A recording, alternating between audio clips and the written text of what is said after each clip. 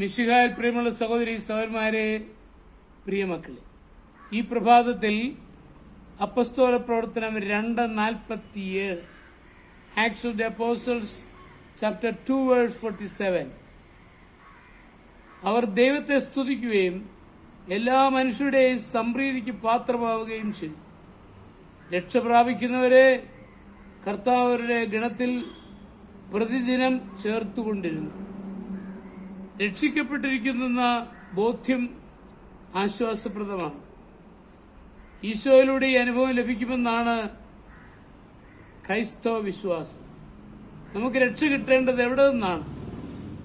ചെയ്തുപോയ പാപങ്ങളുടെ ഓർമ്മയിൽ നിന്നും, പാപത്തിന് അടിമപ്പെടുന്ന സ്വഭാവത്തിൽ നിന്നും, ജീവിത ഭാരത്തിൽ നിന്നും, മരണഭയത്തിൽ നിന്നും രക്ഷ കിട്ടണം. ഇതെല്ലാം ഈശോ മിശിഹായിലുള്ള വിശ്വാസത്താൽ ലഭിക്കും. അനുദപിച്ചൊരു നല്ല കുമ്പസാരം നടത്തുമ്പോൾ നമ്മുടെ പാപങ്ങളെല്ലാം ക്ഷമിക്കപ്പെടുകയാണ്. ഉയർത്തെഴുന്നേറ്റ ഈശോ നമ്മോടുകൂടെ ജീവിക്കുമെന്ന് വിശ്വസിച്ചാൽ രക്ഷയുടെ ബോധ്യം നമുക്ക് ലഭിക്കും. ഈശോ നമ്മെ സ്നേഹിക്കുന്നെന്ന ബോധ്യം നമുക്കുണ്ടാകുമ്പോൾ അതോടൊപ്പം പാപം ക്ഷമിക്കപ്പെട്ടിരിക്കുന്നുവെന്ന ബോധ്യം ലഭിക്കും. ധൂർത്തുപുത്രൻ മടങ്ങി വന്നപ്പോൾ അവൻ ക്ഷമ ചോദിക്കുന്നതിന് മുമ്പേ തന്നെ പിതാവ് അവനെ സ്വീകരിച്ചു.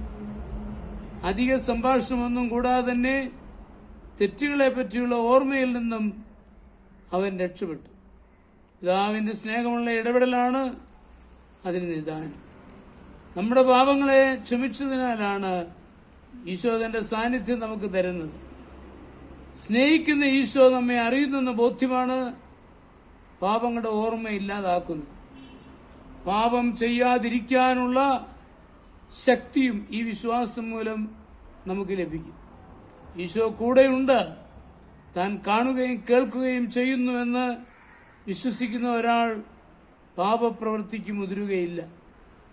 മരണാനന്തര ജീവിതത്തിൽ പ്രവേശിച്ച ഈശോ ഇവിടെ നമ്മോടുകൂടെ ജീവിക്കുന്നു.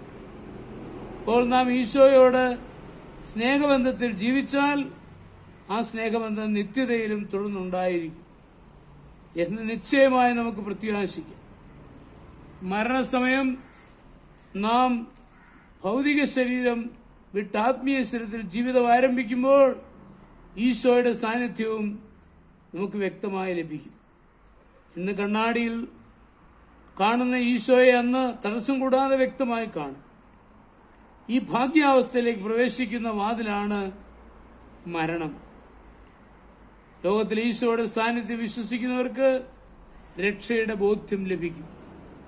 നമ്മുടെ കർത്താവ് ഈശോ മിശിഹായുടെ കൃപയും പിതാവായ ദൈവത്തിന്റെ സ്നേഹവും പരിശുദ്ധാത്മാവിന്റെ സഹവാസവും പരിശുദ്ധ അമ്മയുടെ മധ്യസ്ഥതയും നിങ്ങളെല്ലാവരോടും കൂടി ധാരാളമായിട്ടുണ്ടായിരിക്കും, എപ്പോഴും എപ്പോഴും എന്നേക്കും.